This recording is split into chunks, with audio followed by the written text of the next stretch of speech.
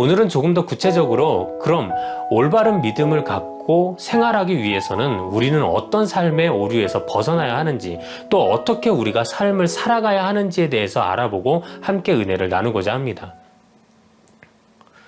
우린 스스로를 믿음의 사람들이라고 말합니다. 그럼 우리 믿음의 사람들의 삶은 어떤 삶이어야 할까요? 종교개혁자들은 종교개혁의 5대 강령이라고 이야기하면서 우리 성도들의 믿음 생활에는 이 5가지 기준이 꼭 필요하다고 주장합니다. 바로 첫 번째가 솔라 피데, 두 번째가 솔라 그라티아, 세 번째가 솔라 스크립추라, 네 번째가 솔라 데오 글로리아, 다섯 번째가 솔라 크리스토스. 이는 다시 우리나라 말로 풀어서 이야기해보면은 오직 믿음으로, 오직 은혜로, 오직 말씀으로, 오직 하나님의 영광으로, 그리고 오직 예수 그리스도로 인하여 우리의 믿음의 삶을 살아야 한다고 이야기한 것입니다. 그런데 문제는 이렇게 믿음의 삶을 살아야 한다는 것을 우리는 이미 다 알고 있지만 실제 삶 속에서 이것이 적용되지 않아서 우리는 헷갈리고 갈등의 삶을 살 때가 많이 생긴다는 것입니다. 그래서 우리는 오랫동안 신앙생활을 하고 있으면서도 늘 우리 안에 내가 지금 잘 믿고 있는 건가 하는 의심이 들 때가 많이 있습니다. 이런 질문은 예수님도 오늘 본문 말씀을 통해 우리에게 던져주고 계십니다. 오늘 우리가 읽었던 부분인 그러나 인자가 올 때 세상에서 이 믿음을 보겠느냐라는 말씀은 예수님이 불의한 재판장과 과부의 비유를 이야기해 주시면서 우리에게 마지막에 해주신 말씀입니다. 사실 불의한 재판장과 과부의 이야기 끝에 그냥 이 과부처럼 믿어야 응답을 받는다라고 예수님이 결론을 내려주셨다면 참 은혜롭게 이 비유를 마무리할 수 있었을 것 같은데 왜 예수님은 마지막에 그러나 인자가 올 때 세상에서 믿음을 보겠느냐라고 말씀하신 것일까요? 인자가 올 때라는 말은 분명 예수 그리스도께서 이 땅에 다시 오실 재림의 때를 말합니다. 그런데 그 재림의 때에 과연 믿음을 보겠느냐라고 반문하시므로 오늘날 얼마나 많은 그리스도인들이 잘못된 믿음 생활을 하고 있으며 또 잘못된 믿음을 가지고 있음에도 불구하고 마치 자신들이 참된 믿음을 소유했다고 착각하며 살아가는지 알려주시는 예수님의 경고가 섞여 있는 말씀이었던 것입니다. 그래서 우리는 정말 잘 믿어야 합니다.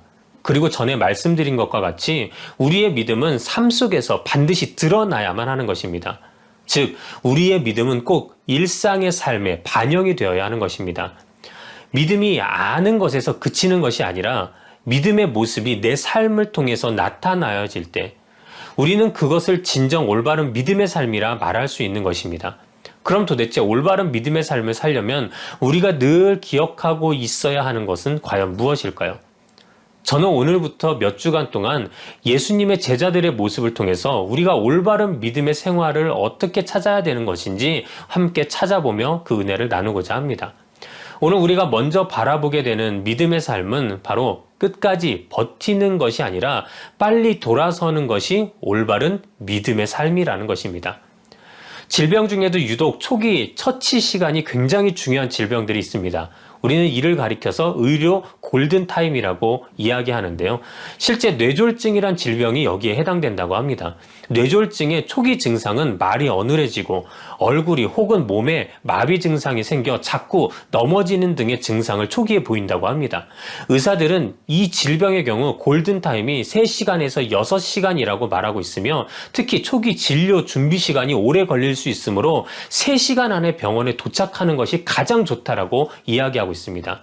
하지만 우리나라 질병관리본부에서 낸 통계에 의하면 실제 뇌졸중 환자가 자신의 몸에 이상을 느끼고 3시간 안에 병원에 오는 확률은 50%도 되지 않는다라고 합니다. 그 이유가 무엇일까요? 그 이유는 시간이 지나면서 일시적으로 상태가 호전되는 경우가 있는데 이 경우 환자 스스로가 큰 병이 아니라고 판단하여서 바로 진료를 받지 않고 조금 더 버티려고 하다가 결국 골든타임을 넘겨버리는 경우들이라고 이야기하고 있습니다. 우리는 이처럼 절대 우리의 몸의 신호에 둔감해서는 안 됩니다. 그리고 이러한 신호가 왔을 때는 자신의 경험이나 몸을 과시하기보다는 빨리 병원에 가서 의사의 도움을 받는 것이 오히려 우리의 몸을 지킬 수 있는 방법임을 반드시 기억해야 합니다. 그런데 이런 모습은 우리 믿음의 생활 속에서도 나타나는 모습입니다.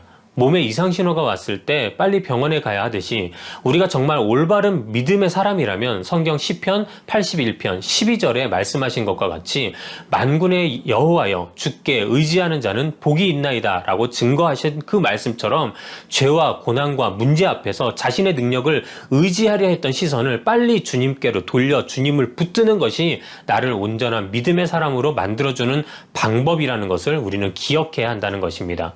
성경에서 예수님의 제자들의 모습을 보면 그들의 믿음은 실로 대단한 것들이었습니다.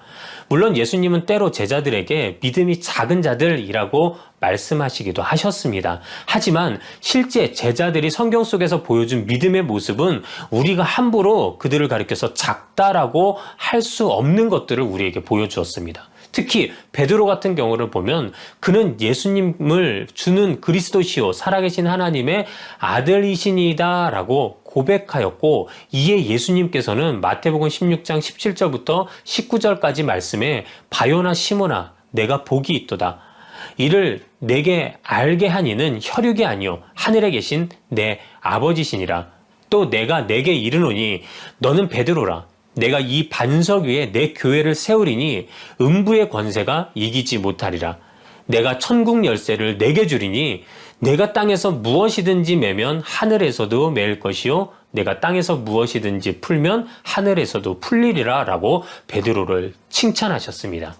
여러분 생각해 보십시오. 우리가 꿈속에서라도 예수님께서 나타나셔서 예수님이 이런 말씀을 우리에게 해주시는 걸 우리가 듣게 된다면 얼마나 흥분되고 가슴이 벅차오르겠습니까? 이는 베드로뿐만 아니라 다른 제자들도 마찬가지였습니다. 그들은 예수님의 부르심에 자신의 모든 것을 버리고 즉각적으로 예수님을 따르기 위해 나섰으며 예수님과 함께 사역하면서 예수님으로부터 직접 천국의 복음을 전해 들었던 자들입니다. 또한 둘씩 짝지어서 전도하러 나갔을 때는 수많은 기사와 이적을 직접 베풀기도 하였던 자들이었습니다. 하지만 이렇게 칭찬 듣고 예수님과 함께 사역했던 베드로를 포함한 모든 제자들도 결국 예수님이 잡히시자 뿔뿔이 흩어져 자기 살기 위해 도망가기에 바빴던 것을 우린 또 기억합니다. 가장 수제자라고 평가받았던 베드로마저도 예수님을 3번이나 모른다고 저주하면서 부인해버리고 말았던 것입니다. 그들의 이런 모습을 보면 예수님이 말씀하신 것처럼 그들의 믿음은 너무나도 연약해 보이고 또 작아 보이기까지 합니다. 그런데 이처럼 믿음이 작은 자들을 예수님은 왜 다시 부르셔서 복음의 사도들로 사용하신 것일까요? 우리 같으면, 아니 저 같으면 야 너희가 감히 하나님의 아들인 나를 배신해? 이젠 너희들하고는 끝이야. 이 저주받을 것들 같으니라고 라고 말하였을 것 같습니다. 그런데 예수님은 부활하셔서 굳이 그런 제자들에게 다시 가셔서 결국 그들을 통해 복음이 증거되게 하셨다는 것입니다. 그 이유가 무엇일까요? 우리는 그 이유를 가룟 유다와 베드로를 통해 알아볼 수 있습니다. 가룟 유다는 예수님을 팔아버린 범죄를 저질렀습니다.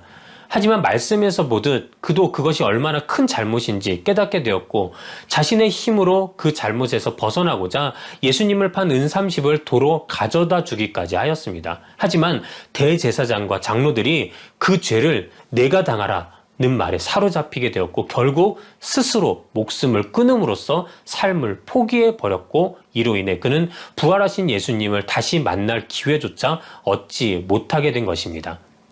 그럼 베드로의 경우는 어떨까요? 베드로 역시 예수님을 3번이나 그것도 저주하며 부인하는 범죄를 저지릅니다. 또 스스로 이 죄가 얼마나 무서운지 그 무게가 감당이 되지 않으니까 도망가서 통곡하기까지 합니다. 실제 여기까지는 가룟 유다와 별반 다를 게 없다는 것입니다. 하지만 그는 자신의 죄를 스스로 감당해낼 수 없다는 것을 알게 되었습니다. 즉 능력 밖의 이름을 알았기에 자신 스스로 해결하려 하지 않았습니다.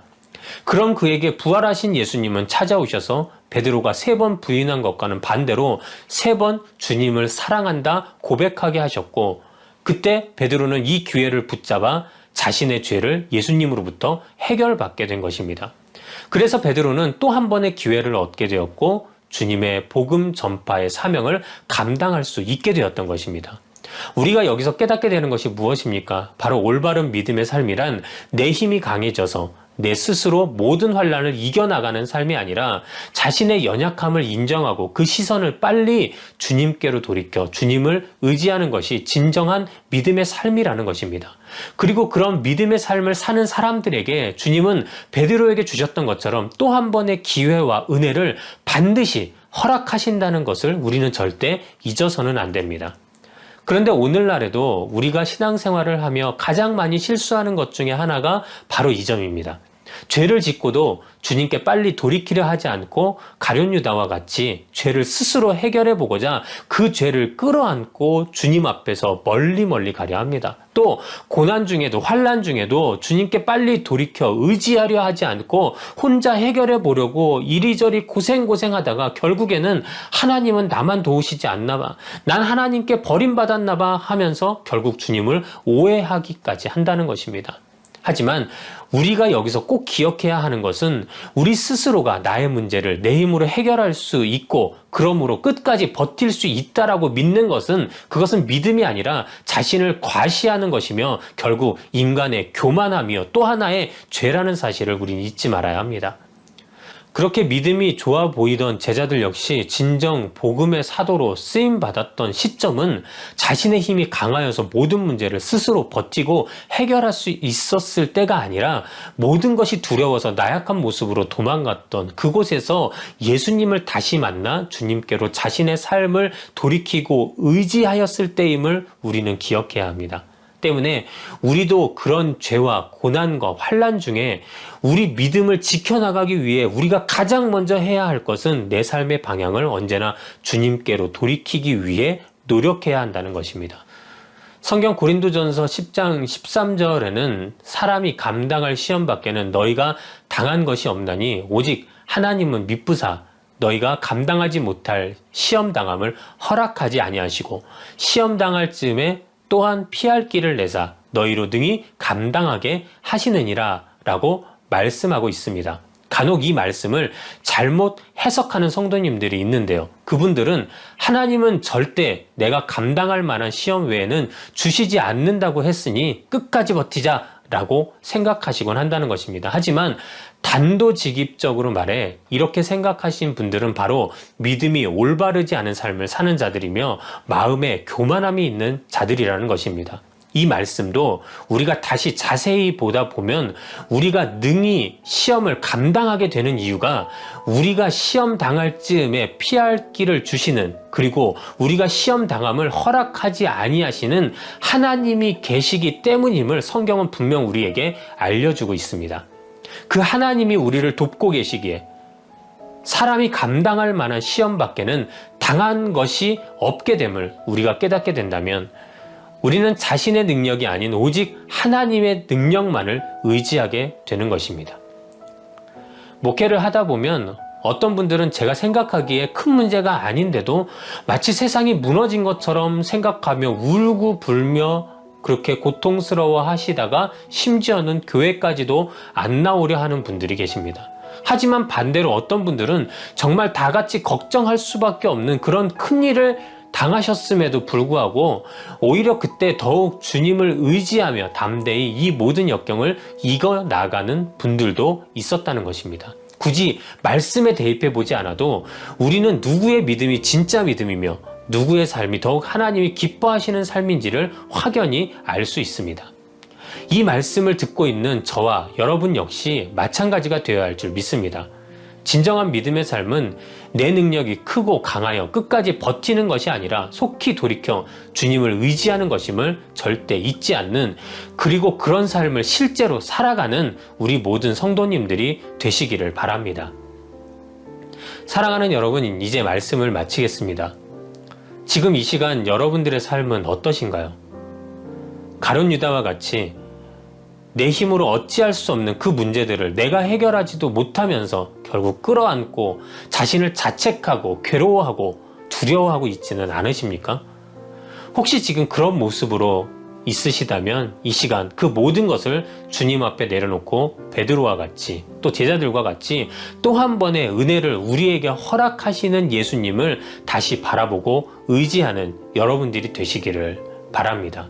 성경 요한일서 1장 9절에는 이렇게 말씀하고 있습니다.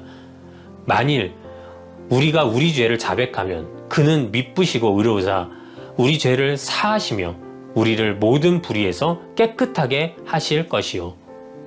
그렇습니다.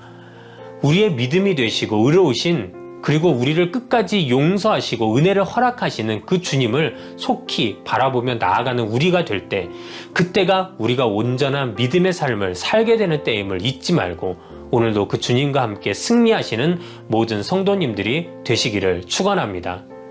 기도하겠습니다. 하나님 감사합니다. 오늘도 부족한 종이 주님의 말씀을 증거하였습니다. 이 시간 온전히 주님의 말씀만이 우리 모든 성도들에게 전달되게 하여 주셔서 저들이 진정으로 자신의 능력을 의지하여 끝까지 고통 중에 버티려고 하는 것이 아니라 고통 중에, 환난 중에, 죄악 중에 자신의 삶을 내려놓고 온전히 주님을 의지하여 속히 주님께로 돌이키는 그런 믿음의 삶을 사는 우리 모든 성도들이 될 수 있도록 우리를 도와주시옵소서. 주님께서 오늘도 우리와 함께 하심에 감사와 영광 올려드리며 예수님의 이름으로 기도드렸사옵나이다. 아멘.